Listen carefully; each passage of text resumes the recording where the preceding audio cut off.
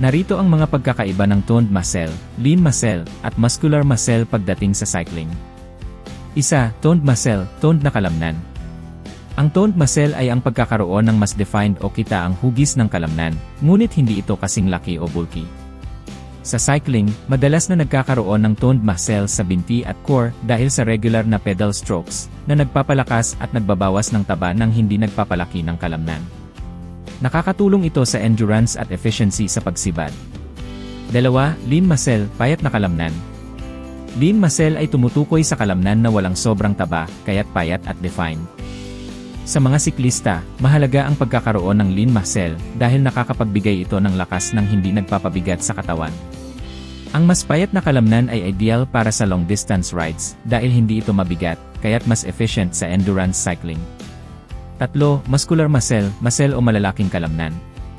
Ang muscular muscle ay mas bulky o malaki, gaya ng sa mga bodybuilder o sprinter type na siklista.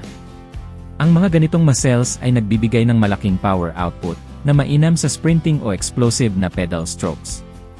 Subalit, sa mas matagal na rides o sa mga paakyat, maaaring maging disadvantage ito dahil mas mabigat dalhin. Sa buod, toned muscle, defined at mas kita ang kalamnan, ideal para sa balance ng power at endurance. Lean muscle, payat ngunit malakas, perpekto para sa mga long-distance rides at climbing. Muscular muscle, malalaking muscle, nagbibigay ng malaking power, pero maaaring magdulot ng dagdag bigat sa endurance rides. Ikaw, ano ang ideal mo? Toned muscle, lean muscle, o muscular muscle? Huwag kalimutan mag-comment sa baba.